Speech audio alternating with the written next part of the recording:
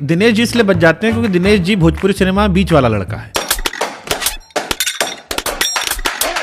जहां ऐसी बात आती है कि मनोज तिवारी, रवि किशन, निरहुआ को बुला लो, और जब पवन सिंह, खेसारी लाल, निरहुआ को बुला लो, तो आप भोजपुरी सिनेमा के रामविलास पासवान जी हैं।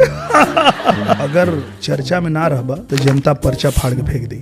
करिश्मा कपूर बहुत पसंद है। अब सोचिए कितनी पसंद है कि राजा हिंदुस्तानी देखे थे, हाँ। और हम निरहुआ हिंदुस्तानी बना दिया। निरहुआ हिंदुस्तानी 1, निरहुआ हिंदुस्तानी 2, 3, 4 तक आ गई। अरे गजब। निरहुआ बुलाने में शुरू में लोग गुस्साते थे आप? यार मैं दिनेश लाल यादव हूँ। दुलही रहे बीमार, निरहुआ सटल रहे। बॉलीवुड की फिल्मों में किसिंग सीन होता है, भोजपुरी और साउथ में ढोंडी से इतना प्रेम क्यों होता है? आपका बड़ा बयान वायरल हुआ था, ईश्वर के विधि को मिटा सकता हूँ। मैं ईश्वर के लिखे हुए लेख को भी हटा सकता हूँ, मिटा सकता हूँ। टीवी चैनल पे जो आदमी माइक पकड़ा तो हम ही थे। अरे बाप रे। मुझे समझ में कब आया, जब मैं मोदी जी से मिला। वो भी जिक्र किया इसका? वो देखे मुझे तो देख के ना हंसने लगे। एक चीज का ध्यान रखो कि हम लोग ना यहाँ देश चलाने के लिए बैठे हैं, चैनल चलाने के लिए नहीं। खेसारी जब डेब्यू हो रहा था, उनकी पहली पिक्चर में आपने हेल्प की थी। हाँ। जब उनके प्रचार में खेसारी नहीं है तो क्या उनको तकलीफ हुआ था? वो रेडी थे, पवन जी खेल कर देते हैं थोड़ा। मैं गा के बोला, सोहली में सूचना जारी बा, निरहुआ से बढ़िया खेसारी बा। आपके फेवरेट रवि जी हैं? मामला लीगल में वो गए, आप भी आ गए हैं। वो सांसद बने, आप वो सांसद बन गए। आप और आम्रपाली जी साथ रहते थे, रिश्ता था। अब 1 साल से खटपट हो गई है। रामभद्राचार्य जी के पास आप गए थे, उनको अर्धांगिनी वहाँ कह दिया था। रामभद्राचार्य जी बोले ई के है तुहार बहन नहीं, आम्रपाली भौजी जिंदाबाद, आम्रपाली भौजी जिंदाबाद। आपके लिए गरीबी के मायने क्या है? पवन सिंह जी ने 500 देवी गीत गाया, उसको भी गाना पड़ता है। कमरिया करेला पालप लॉलीपॉप लागेलू। जब गरीब होते हैं ना तो उस समय सिर्फ दिखता है मेरे घर पे कैसे पैसा आएगा, कैसे खाना बनेगा। मैं हनुमान चालीसा सुनता हूँ। हम गा वो रहे हैं जो आप सुन रहे हैं, पर हमको जो सुनना है वो हम सुन रहे हैं। जो आप लड़ाई कर रहे थे कि भाषा के खिलाफ, राज ठाकरे से नहीं डरते आप? हाथ उसी पे उठाते हो ना जिस पे आपको पता होता कि पलट के नहीं मारेंगे। के जीती बिहार। बड़ा कठिन सवाल पूछ रहे। ओ मायन पूर्णा भैरव बाबा रहा न कोई बाकी, बम बम बोल रहा है काशी, बम बम बोल रहा है काशी।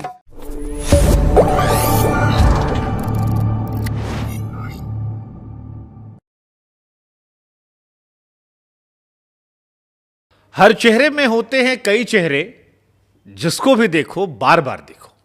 मेरे मेहमान की भी यही पहचान है, उनमें भी कई पर्सनैलिटी है। वो एक्टर हैं, डायरेक्टर हैं, सिंगर हैं, पॉलिटिशियन हैं, और जो जो बचा है वो भी हो जाएंगे, इतना हमको भरोसा है।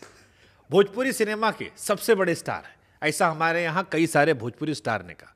लेकिन एक जो डेटा पक्का है वो ये कि उनकी पिक्चर यूट्यूब पर सबसे ज़्यादा देखी जाने वाली भोजपुरी पिक्चर है।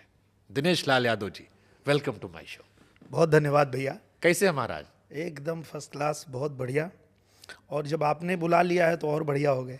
आपके सारे चेले चपाटे हमारे यहाँ के गए, सब लोग कह गए कि दिनेश भैया सबसे बड़े एक्टर हैं। आपस में बहुत मार्क कटाई होता है भोजपुरी सिनेमा में, हम अक्सर सुनते हैं इनके बारे में वो बोल दिए, उनके बारे में वो बोल दिए। लेकिन आपका नाम ऐसा था जहाँ सब सम्मान दे के चले गए, तो इसको कैसे देख रहे हो आप? मुझे लगता है भैया कि ये तो दुनिया की रीत है कि अब जब आप किसी को सम्मान देंगे तो सामने से सम्मान ही मिलेगा। तो हमारी इंडस्ट्री में जितने भी लोग हैं जो हमसे सीनियर हैं, उनको हम बहुत सम्मान करते हैं, बहुत रिस्पेक्ट करते हैं, अपने गुरु की तरह उनका आदर करते हैं। और जो भी हमारे बाद आए हैं उनको भी हम बहुत प्यार करते हैं, अपने भाई की तरह, छोटे भाई की तरह। तो इसलिए मेरे साथ किसी का कुछ अनबन हो नहीं पाता है। जैसे जो हमारे सीनियर हैं, रवि किशन भैया, मनोज तिवारी भैया, वो दोनों को ही मैं, और ये दिल से मानता हूँ, जो सच है कि अगर वो दोनों लोग नहीं होते तो मुझे तो कभी अवसर ही नहीं मिलता यहाँ तक पहुँचने का। मैंने देखा था कि जब मैं कलकत्ता में पढ़ाई कर रहा था तो उस दौरान टेलीविज़न पे कहीं कुछ भोजपुरी का लेना देना कुछ नहीं था। उस समय एक गाना आया टीवी पे, और उसमें मैंने देखा कि रवि किशन भैया जो है भोजपुरी गाना उनका आ रहा है, तो मुझे बड़ा प्राउड हुआ कि यार टीवी पे मेरी भोजपुरी भाषा आ गई। तो उस दिन से वो जो सम्मान था वो अभी तक है, जीवन भर रहेगा। उसके बाद जब हमारे मनोज तिवारी भैया आए, एक सिंगर हीरो बने, ससुरा बड़ा पैसा वाला। अरे क्या कहर बरपाए थे, ऊपर वाली, बगल वाली, सामने वाली, एक गुड्डी और रिंकी के पापा, हमें सब रटा है आज। जी।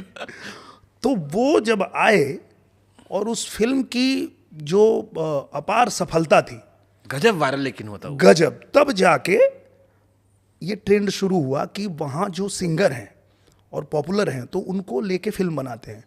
तो इस वजह से मुझे भी मौका पूरब के बेटा एल्बम चला था उनका, और फिर ससुरा बड़ा पैसा वाला। ससुरा बड़ा पैसा वाला, तो उन्हें अवसर मिला और उन्होंने दिखाया। अच्छा महाराज, हम हो गया थे, सोचो आप, देखिए पंडित जी बताई ना बिया ब्याह कब कब हुई हाँ, बस ये सब लाइन से पिक्चर जो उस बीच में आई थी। और वही उनकी ही देन है कि उसके बाद जब मैं आया, पवन सिंह आए, खेसारी लाल यादव आए, अरविंद अकेला आए, प्रवेश लाल आए, चिंटू आए, ये जो जितने लोग आए, फिर वो एक रास्ता तो वहीं से बना। तो फिर उनसे क्या हम कंपटीशन करेंगे, उनसे हम क्या लड़ेंगे। हमसे कोई कहा कि दिनेश जी इसलिए बच जाते हैं क्योंकि दिनेश जी भोजपुरी सिनेमा में बीच वाला लड़का है। ऊपर रवि जी मनोज जी लड़ लिए, नीचे पवन खेसारी लड़ लिए, दिनेश जी वाला कोई मिला नहीं, वो अकेले रह गए। नीचे वाले भैया हो गए, ऊपर वाले भैया कह दिए, काम चल गया। हाँ, कहीं ना कहीं ये है कि मतलब आपके समकक्ष वाला कोई था नहीं उधर। वो नीचे वाले दो आपस में लड़ रहे थे, ऊपर वाले दो का चल रहा था कि हम बड़े तुम बड़े, आप कहे हम बीच में हैं, आराम से मजे में हैं। नहीं, मैं ही इकलौता ऐसा एक्टर हूँ जिसको जहाँ ऐसी बात आती है कि मनोज तिवारी, रवि किशन, निरहुआ को बुला लो, हाँ, और जब पवन सिंह, खेसारी, खेसारी लाल, निरहुआ को बुला लो, तो वो जो तिकड़ी पूरा होती है ना, मैं वहाँ भी पूरा कर देता हूँ, यहाँ भी पूरा कर देता हूँ। तो इसलिए मुझे लगता है कि तो आप भोजपुरी सिनेमा के रामविलास पासवान जी हैं। यूपी एंडीएम दोनों फिट आते हैं। हाँ, फिट तो हो जाते हैं। और कहीं ना कहीं ये सच में मैं देखा, आप ही के पॉडकास्ट में देख रहा था, पवन जी को देखा मैंने, खेसारी जी को देखा, तो ये भी उनका बड़प्पन है, उनकी महानता है कि वो एक ऐसे कलाकार जो उनके साथ में ही काम कर रहे हैं, एक ही इंडस्ट्री में काम कर रहे हैं, फिर भी उनको अगर सम्मान दे रहे हैं तो ये उनका बड़प्पन है। या इसलिए कह रहे थे कि दूसरे वाले कह नहीं सकते, अब पवन जी खेसारी नहीं, खेसारी पवन नहीं कहे, आप सेफ नाम है। अच्छा, वो लोग आपस में थोड़ा जो लड़ते भी है ना, वो एक उनका मस्ती है। जानता हूँ, दोनों मेरे मित्र हैं, मैं दोनों को ऑफ द रिकॉर्ड भी जानता हूँ। हाँ, और दोनों मस्ती खोर हैं, और मुझसे जब मिलते भी हैं और मैं कभी कभी ये बोलता हूँ, क्यों लड़ रहे हो तुम लोग, ये बाहर बात हो रही है, कह रहे वो लोग लड़ रहे, क्यों, क्या है? अरे कुछ ना भैया, अब तू तो लड़बा ना, तो कुछ तो केहू तो चाहिए तो नहीं।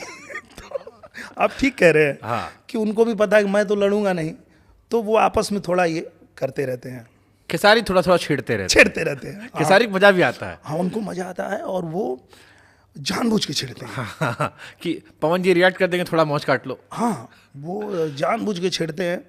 और कई बार तो मैंने खुद देखा जानबूझ के छेड़ते हुए। बोले क्यों कर रहे हो? बोला ना भैया, देखा ना मजा आई। तो हम बोले मत करो। हमारे पॉडकास्ट में कह रहे थे कि उनसे बेहतर बॉडी बनाए, उनसे बेहतर डांस किया। वो जानते थे कि वो छिड़ जाएंगे, वो छिड़े, फिर पवन जी भी कहे। हाँ, फिर वो बोले भी कि अरे भाई, उससे मेरा कोई कंपटीशन नहीं है। हाँ, और बात भी सच है। मैं एक बात मैं कहता हूँ, अब ये लोग चूँकि मानते भी हैं तो मैं उनसे बहुत सारी बातें कर भी लेता हूँ। तो मैं कहता हूँ उनको कि देखो, क्या है कि यहाँ कोई आम है, कोई सेब है, कोई अनार है, कोई संतरा है, तो सबकी अपनी अपनी कुछ खूबी है, खासियत है। तो ये कौन सी लड़ाई है कि इसमें अच्छा कौन है? बट इसको दूसरे नजरिए से आप देखो जी। जब कभी दो आदमी लड़ते हैं तो लोगों में एक्साइटमेंट बनी रहती है। हाँ, और इसलिए वो दोनों लड़ते दोनों भी चर्चा में भी रहते हैं बढ़िया से। हाँ, और वो दोनों के लड़ने का कारण भी वही है। वो दोनों के लड़ने का कारण मैं भी कब पता चला मुझे, मैं भैया एक फिल्म कर रहा था, और फिल्म में एक डायलॉग आया कि अगर चर्चा में ना रहबा तो जनता पर्चा फाड़ के फेंक दी। भाई गजब। तो हम बोले आए, इसीलिए लड़ता है। मैं बोला इसीलिए वो रवि भैया, मनोज भैया, ये लोग भी भिड़ते रहते थे, और बाद में दोनों एक ही हैं। उधर जाके देख रहा हूँ कि लड़ रहे हैं, फिर मुझे लगा अरे दोनों में कुछ दुश्मनी हो गई।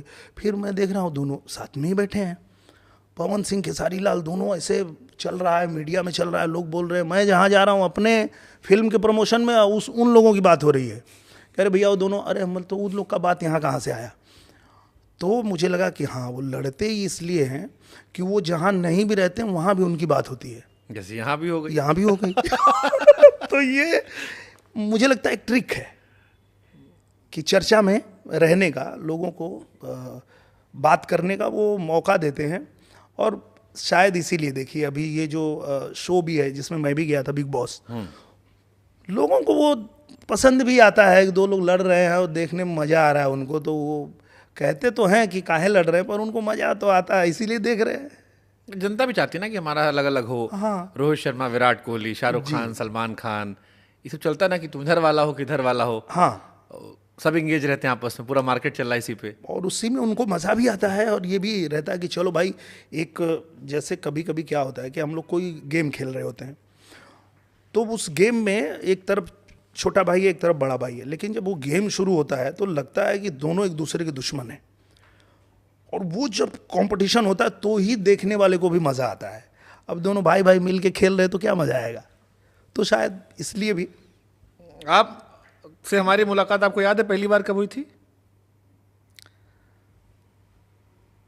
हाँ, मैं। हमारी आपकी मुलाकात हो चुकी है। अच्छा, हाँ, एक बार हम और आप मिल चुके हैं। चुनाव में? हाँ। हाँ, क्योंकि मुझे अगर याद नहीं आया तो इसीलिए नहीं आया होगा क्योंकि उसी। आपके जीवन का एक बड़ा इंटरेस्टिंग किस्सा है जो हम याद दिलाएंगे, आपको याद आ जाएगा। अच्छा। आपको याद है कि आपका बड़ा बयान वायरल हुआ था, ईश्वर के विधि को मिटा सकता हूँ। अच्छा। आप नाराज हो गए थे, याद है एक बार? हाँ। टीवी चैनल पे। हाँ। वो जो आदमी माइक पकड़ा तो हम ही थे। अरे बाप रे बाप। हम आजमगढ़ आए थे आपका इंटरव्यू लेने के लिए, हालांकि वो टीवी चैनल से आपका संवाद हुआ था। हाँ, संवाद हुआ था, लेकिन ना मैं लेकिन जो माइक पकड़ा, जो इंटरव्यू करने मैं आया था, फिर चैनल से मैंने जुड़वा दिया था। अच्छा किए तो थे भैया। फिर वहां वाला मामला चला। आपका फर्स्ट सिलेक्शन था। लेकिन आपको फिर बताना चाहिए था वो लोग को जाके कि मैं थोड़े मिटा रहा था, मैं तो एक कविता पढ़ रहा हाँ, था। वो याद है मुझे, पूरा किस्सा काफी इंटरेस्टिंग रहा। और उसमें ना एक चीज मैंने देखा और मुझे बाद में समझ में भी आया कि हमें बोलने से पहले बहुत सोचना पड़ेगा कि अगर हम कोई ठीक बात भी बोल रहे हैं और 10 लाइन बोल रहे हैं, तो उस 10 लाइन में से सिर्फ अगर 2 ही लाइन कोई चला के चाहे तो आपको पागल घोषित कर देगा। हाँ, मतलब मीडिया चाकू की तरह है, सेब काटने का काम भी आती है, आदमी काटने भी। आप चाहो उसका अच्छा इस्तेमाल कर सकते हो पॉपुलैरिटी में, या थोड़ा दाएं बाएं गया तो वही आपको। क्योंकि सामने वाले का सवाल था कि निरहुआ, तुम यहाँ आए हो आजमगढ़, तो यहाँ बहुत लोग आए और कोई यहाँ पे जीत नहीं पाया। अखिलेश यादव जी के सामने आप चुनाव लड़ रहे हाँ, उनके सामने कोई जीत नहीं पाया, तो क्या सोच के आप आए हो? तो मैं बोला भैया ऐसा तो नहीं है, मैंने तो ये पढ़ा है, दिनकर जी ने लिखा है कि जिंदगी वहीं तक नहीं ध्वजा जिस जगह विगत युगों ने गाड़ी, मालूम किसी को नहीं अनागत नर की दुविधाएं सारी। आने वाला कोई कर ही नहीं पाएगा, ये कैसे आपने डिसाइड कर लिया? तो मैंने कहा कि स्वातंत्र भाव नर का अदम्य वह जो चाहे कर सकता है, शासन की क्या विषाद पांव विधि के लिपि पे धर सकता है।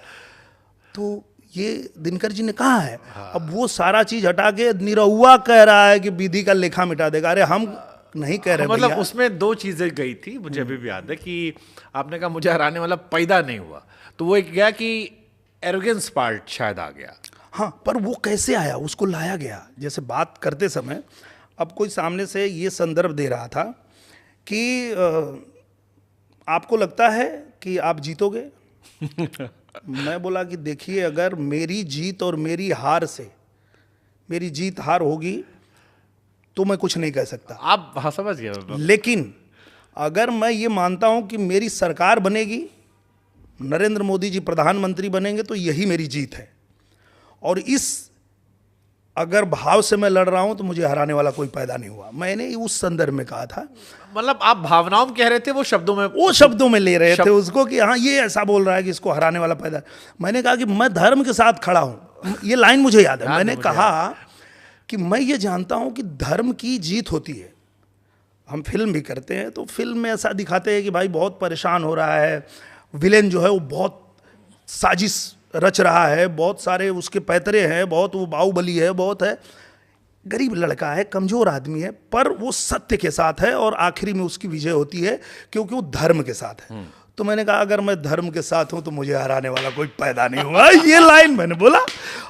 अब उसको जो है, तो मैंने उसको उससे मुझे कोई वो भी नहीं हुआ कि भाई ऐसा क्यों चला है। मैं बोला चलो ठीक है। बट अच्छा, ये अनुभव, इस अनुभव से क्या सीखा आपने? आई एम श्योर ये आपकी लाइफ में एक इंपॉर्टेंट पार्ट रहा होगा। हाँ। उसका मैं हिस्सा था, क्योंकि मेरा ये कलावा तब भी था, अभी भी है। अभी इंटरव्यू देखिएगा, ये काला वाला दिख जाएगा आपको। तो उससे मैंने ये सीखा। हाँ। और नहीं, एक्चुअली बहुत मुश्किल से उस दिन मैंने आपको ट्रैक किया था, भाग्य दौड़ा मैं आया, मेरा मजा वो लोग काट ले गए। तब मैं स्टार्ट करा था मीडिया करियर अपना जी। और मुझे ना सुबह 5 बजे से उठ के और रात के 11-12 बजे तक दौड़ना पड़ता। मैं तो भाग ही रहा था इधर उधर, मैं उसी में फिर आपके साथ वो हो भी गया। तो मुझे ना तब भी नहीं समझ में आया। मुझे समझ में कब आया, जब मैं मोदी जी से मिला। वो भी जिक्र किया इसका? हाँ। वाह। तो जब मैं मतलब बाई इलेक्शन जीत के 22 में जब मैं गया, धर्मेंद्र जी को जो हराया था। हाँ, तो मैं गया और मैंने आशीर्वाद लिया। तो वो देखे, मुझे तो देख के ना हंसने लगे। तो मैं बोले क्यों हंस रहे हैं सर? तो बोले ना कि ये थोड़ा एक काम करो कि एक चीज का ध्यान रखो। मैं बहुत सावधानी से सुनने लगा क्योंकि मैं बहुत मानता हूं प्रधानमंत्री, हाँ, प्रधानमंत्री भी हैं और मैं उनको इस रूप में देखता हूं कि मतलब देश को इतने विषम परिस्थितियों से निकाल करके और देश को मेरे इतना आगे लेके जा रहे हैं, कुछ कह रहे हैं तो मैं बहुत सावधानी से सुनने लगा। तो बोले कि खाली एक बात ध्यान रखो कि हम लोग ना यहाँ देश चलाने के लिए बैठे हैं, चैनल चलाने के लिए नहीं। काटो तो खून नहीं, जो हिंदी पिक्चर डायलॉग है, फट के फ्लावर। बोले हाँ कि हाँ ठीक है, वो तुम लोग फिल्म करते हो, वहाँ तुमको बयानबाजी करनी है, तुम लोगों को वहाँ पे स्टंट करना है, बहुत सारी चीज़ें होती है कि फिल्म आ रही है तो थोड़ा पब्लिसिटी स्टंट हो रहा है। यहाँ थोड़ा सावधान। गहरी लाइन थी लेकिन उनकी भी, चैनल चलाने नहीं बैठे हैं। हाँ, सावधान। उस दिन मैं फिर समझ गया कि नहीं, मुझे ये ध्यान रखना ही पड़ेगा कि मैं कोई ऐसी बात ना करूं, भले वो सच ही बोल रहा हूं, पर उसको बहुत सावधानी, जिसको मतलब जिस पे मीडिया कॉन्टेक्स्ट निकाल ले। हाँ बिल्कुल, क्योंकि ये सच था, उन्होंने आपको छेड़ा, आप छिड़े, थोड़ा सा आप तैश में आए, उनको मिल गया, उन्होंने अपना खेल लिया, खेल गए वो। और हम तो अच्छा, हम अपने तरफ से कि हम भाई अपने बात पे अडिग हैं कि अगर हम धर्म के साथ हैं तो हमें कोई हरा नहीं पाएगा। और दूसरा, आप एक तो अखिलेश जी खिलाफ लड़ रहे थे, तो वैसे वो बड़ी हाई प्रोफाइल सीट थी। हाँ। तो अखिलेश जी के चाहने वाले उसको वैसे भी वायरल करते। हाँ, वैसे भी वो तो पता चल जाता है, वो जो सामने बैठे थे उनका कोई भी इंटरव्यू देखो तो पता चल जाता है कि उनको ना दिक्कत है, उनको बीजेपी से दिक्कत है उनको मोदी जी से दिक्कत है। बहुत सारे ऐसे लोग हैं, अपनी अपनी पसंद होती है उनको, ठीक है, और उसमें कोई बुराई नहीं है। हाँ, मेरे बॉस रहे हैं वो, मैंने उनसे पूछा भी था, उन्होंने कहा बैलेंस बना रहना चाहिए। हाँ, तो ठीक है। फिर बाद में देखिए, मैं राजनीति तो मुझे एकदम आती नहीं, और डे 1 मैंने यही बात कहा जब मुझे हमारे पूज्य योगी जी, उन्होंने मुझे जब कहा कि तुमको चुनाव लड़ना है, तो मैंने पहला वर्ड यही कहा कि हमको राजनीति आती नहीं है, हम कुछ जानते नहीं, हमसे नहीं होगा। तो बोले नहीं, तुम चिंता मत करो, तुमको कुछ करना नहीं है, तुम बस वहाँ पे रहना, और जो लोग मिले तुमसे और जो उनकी दिक्कतें हो, परेशानियाँ हो, वो भेज देना खाली, और वो सब हम करेंगे। तो हमको लगा कि ठीक है, हमको तो नहीं आती है राजनीति, पर अगर मुख्यमंत्री जी बोल रहे हैं कि वो करेंगे तो क्या दिक्कत है। फिर हम गए और उन्होंने उस वादा को निभाया। मतलब भैया, मुझे 2 ही साल मिला था वहाँ, लेकिन 2 साल में जब मैं गया वहाँ बैठा और वहाँ लोग मिलने लगे तो बोले कि भैया का करबा। तो हम याद किए अपना बचपन वाला दिन जब हम पहला एल्बम गाए थे कि केहू जौन किया नहीं करके दिखाएंगे।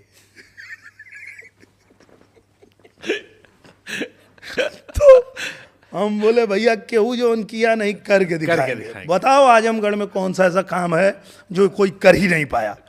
ये मैं नहीं बोल रहा हूँ, मेरे पीछे कोई है। समझ गए, जब सैया भाई कोतवाल तो डर का है। डर का है, वो कह रहे हैं कि तुम बताओ, तो मैं भी गया एकदम, बोला बताओ कौन सा ऐसा काम है जो आज तक आजमगढ़ में कोई नहीं कर पाया। विधि के विधान को अब यहाँ से पलट तो बोल रहे हैं लोग कि अच्छा जो कोई नहीं किया वो करेंगे आप। हम बोले हाँ बताओ। अब वो लोग ना पूरा लिस्ट हमको थमा दिए, बोले गोरखपुर, आजमगढ़, बनारस, सीधे रेलवे लाइन आज तक कोई पास नहीं करा पाया। अब बहुत बड़ा प्रोजेक्ट है, कितना पैसा लगेगा आप सोचिए। मैं बोला अच्छा। फिर दिए वो लोग कि आजमगढ़ महायोजना लागू हो जाए, आज तक कोई नहीं करा पाया। ठीक है, वो भी लिख लिए। फिर बोले यहाँ एक हवाई पट्टी बनी है पर यहाँ से जहाज कोई नहीं उड़ा पाया। बोले ठीक है। और बोले ये सड़कें हैं आजमगढ़ की जो इस हालत में है कि मतलब आप चलो, मैं गया भी था, देखा भी था और मैंने वो वीडियो बना के डाला भी था। बोला ये कोई नहीं बना पाता है। और वो सब मैंने लिखा और लिख करके जिस जिस मंत्रालय में देना था मैंने मुख्यमंत्री जी को दिया, रेल मंत्री जी को दिया। उसके बाद मैं गडकरी जी से ना वहाँ आजमगढ़ में एक रिंग रोड के लिए लिख दिया, छोटी सी जगह है पर उन्होंने वो भी दे दिया। तो अब जब वहाँ नया रेलवे स्टेशन बन गया, वहाँ से जहाज चल गई, नया रेलवे स्टेशन पास हो गया, अरे रेल लाइन जो, तो ये सारी चीज़ें हुई, तब वो लोग भी मान गए कि हाँ कि वो जो उन किया नहीं भाई करके दिखा दिया। तो सारा आप कर दिए, सिर्फ आपको हरवा दिए लोग। देखिए क्योंकि कुछ रोक के रखे होते तो फिर अगली बार उम्मीद रहता ना कि अगली बार ही करवाएंगे तो जिताएंगे। आप एक के बार में सारा दे देने को तैयार हो गए थे। नहीं, अभी तो बहुत काम था, हम तो अभी बहुत करते। हम तो उनको ये भी कहे कि अभी तो खाली आजमगढ़ से उड़ी है और लखनऊ तक जा रही है ना, एक बार और मौका दो, बम्बई और दिल्ली के लिए भी जहाज उड़ा दूंगा आजमगढ़ से। तो ठीक है, अगर उनको उतने में संतोष हो गया तो अच्छी बात है। काहे हार गए थे आप? आपका क्या, क्योंकि इस बार थोड़ा यूपी मामला टाइट था वैसे। देखिए ये पूरी दुनिया जानती है कि आजमगढ़ जो सीट है वो बहुत कठिन सीट है, पर उसके बाद भी वहां हम लोगों ने काम बहुत किया। और राजनीति में जो होता है, जो हर लोग कहते भी थे, मुझे डी रामा नायडू जी ने कहा था। डी रामा नायडू सर एक फिल्म बना रहे थे वर्ल्ड रिकॉर्ड के लिए, क्योंकि सारी भाषाओं में उन्होंने बना दिया था, भोजपुरी बची थी। तो उन्होंने कहा कि मुझे भोजपुरी में करना है, मैं उनके साथ फिल्म कर रहा था। तो वो मुझे बताया कि मैं अपने गांव में एक बार चुनाव जीता और जितना बजट मिला ना उससे भी ज़्यादा मैंने अपना भी लगा के काम करवा दिया, एकदम गांव को चमका दिया। उसके बाद मैं हार गया। बोले यही राजनीति है। हमको मनोज सिन्हा याद आ गए। मेरे ही जिले के हैं। हाँ, मैं गया था इलेक्शन कवर करने, तो किसी मोहल्ले में थे जहाँ दूसरे लोग उनके थे, तो वो बहुत डरे हुए थे। तो मैं गया तो पहला सवाल पूछे कि सड़क आई? कहे लोग आई। ये फलनवा हुआ? कहे हाँ हुआ। ये हुआ तो वोटवा देंगे ना महाराज? तो गांव में चाचा लोग बैठे थे, तो कहे वो हमारा वाला लड़ रहा है, हम उसको दे देंगे। तो हम कहे महाराज सब कमवा के तब क्या उधर दे दोगे, हमारा आदमी है ना। ये मेरे तो साथ हार गए, वो हारे जब, तो हमसे वो कहे, हालांकि वो मुख्यमंत्री बनने वाले थे, खबर थी, बाद में जम्मू कश्मीर पहुंच गए वो। उन्होंने हमारे ज़िले को, गाजीपुर को जितना उन्होंने चमकाया, जितना बनाया, उसके बाद उनको। अच्छा, वो कह भी रहे थे हाँ। कि हम जीतेंगे तो हम तुमको ये दे देंगे, वो दे देंगे, वो दे देंगे। उधर वाला जीतेगा तो खाली सांसद रहेगा। हाँ। लेकिन इंडियन पॉलिटिक्स की यही खूबसूरती है। यही है। और मेरे साथ भी सेम हुआ। तो वो जो सड़कें बताए थे लोग कि ये कोई बना नहीं पाया, ये कोई बना नहीं पाया, हम गए और हमने मुख्यमंत्री जी से आग्रह किया कि ये ज़रूरी है। तो मुख्यमंत्री जी ने उसको कर दिया और वो बन भी गया। फिर विश्वविद्यालय नहीं था आजमगढ़ में, वो भी बनवा दिए। आजमगढ़ में संगीत विद्यालय बनवा दिए। मतलब आप वहाँ संगीत विद्यालय जो बना है अभी उसका उद्घाटन हम लोग करेंगे अभी हाल जल्दी ही। तो कृषि विद्यालय, मतलब पहला अटल आवासीय विद्यालय बनवा दिए आजमगढ़ में। सारी चीज़ें होने के बाद वो जो सड़कें नहीं बन रही थी और उसको बनाया, उस सड़क के किनारे जो बूथ था वो भी हार गए। तो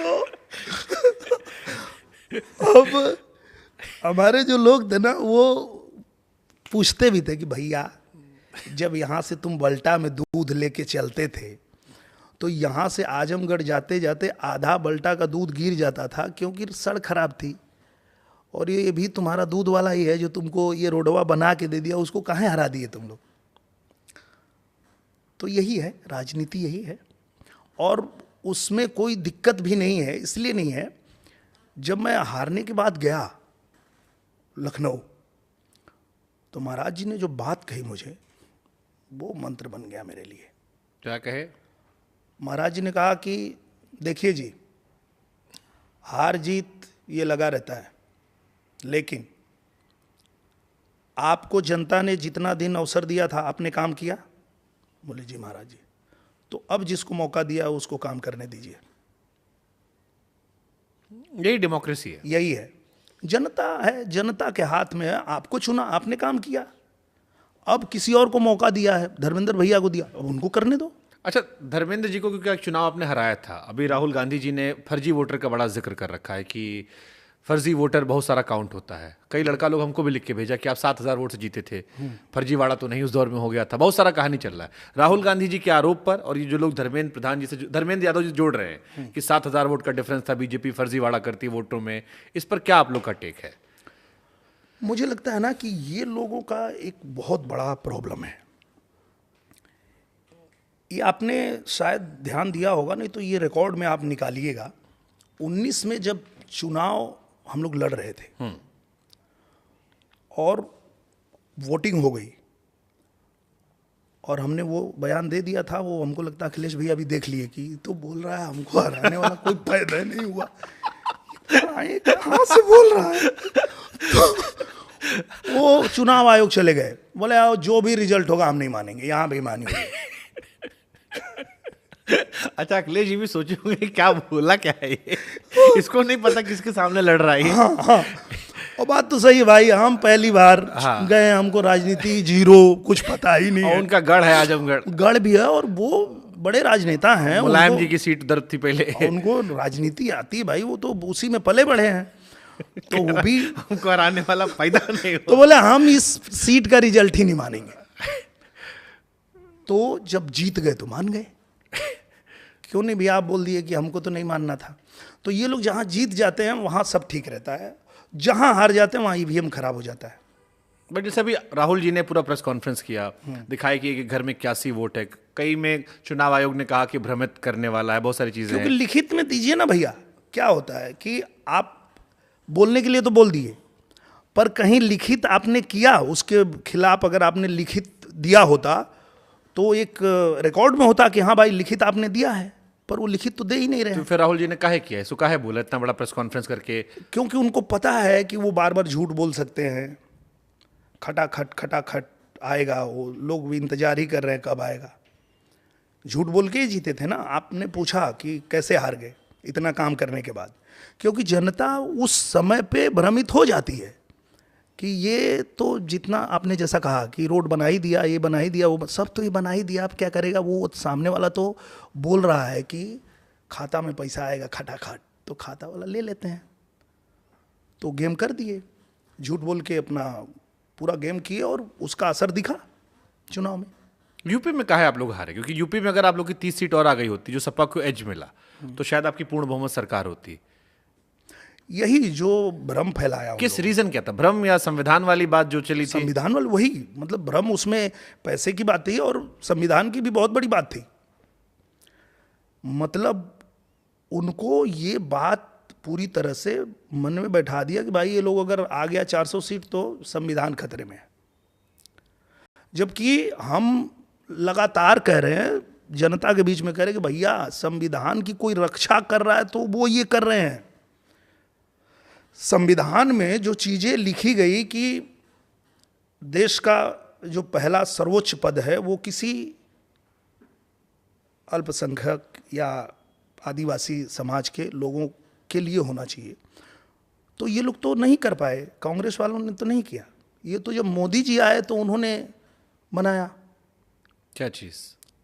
राष्ट्रपति के लिए। बट ये लिखा कहीं थोड़ी ना है कि बैठाना चाहिए। नहीं, पर ये चीजें तो है कि भाई किस समुदाय के लोगों को कितना अधिकार मिलना चाहिए। मतलब ये भी दुर्भाग्यपूर्ण है कि हमारे देश में हम इस तरह से पॉलिटिक्स करते हैं, but harsh reality of Indian politics कह सकते हैं।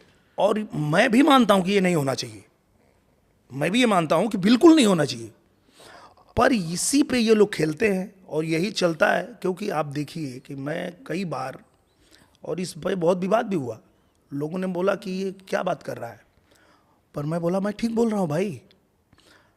जब तुमको ये समझा दिया है तुम्हारे नेता ने कि सरकारी नौकरी ही रोजगार है, सवाल पूछा मेरे से कि एसएससी वाले पे? नहीं, अच्छा। बेरोजगारी पे। मैं चुनाव लड़ रहा था उस समय, एक जन आया बोला कि देश में बेरोजगारी बढ़ रही है, इसके बारे में बोलिए। तो मैं बोला ये बढ़ा कौन रहा है?